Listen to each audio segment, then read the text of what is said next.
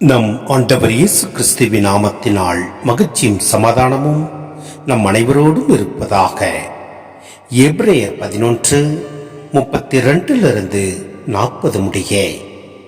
நம்பிக்கையினாலேயே இவர்கள் அரசுகளை வென்றார்கள், நேர்மையாக செயல்பட்டார்கள், கடவுள் வாக்களித்தவற்றை பெற்றார்கள், சிங்கங்களின் வாய்களை அடைத்தார்கள், தீயின் கொடுமையை தனித்தார்கள், வாள் முனைக்கு தப்பினார்கள், வலுவற்றவராயிருந்தும் வலிமை பெற்றார்கள், போரில் வீரம் காட்டினார்கள், மாற்றார் படைகளை முறியடித்தார்கள், பெண்கள் இறந்த தம் உறவினரை உயிர்த்தெழுந்தவராய் பெற்றுக் கொண்டார்கள், உயிர்த்தெழுந்து சிறப்புறும் பொருட்டு சிலர் விடுதலை பெற மறுத்து வதையுண்டு மடிந்தனர்.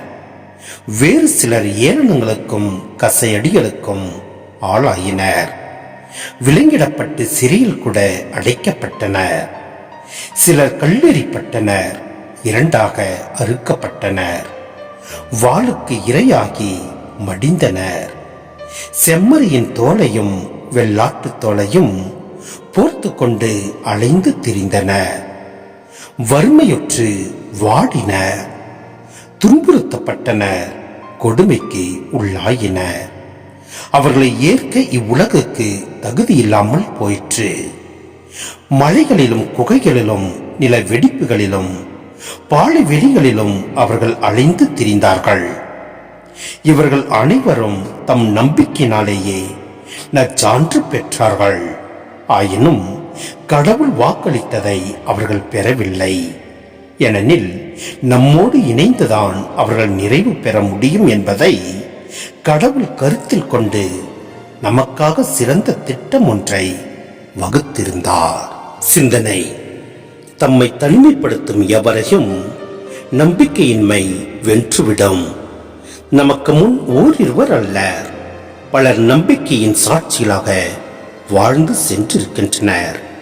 நம்பிக்கை நம்முள் அடங்கி கிடப்பதில்லை, அது நம்மை செயல்பட தூண்டுகிறது, நம்மை முடிவெடுக்க அழைக்கிறது.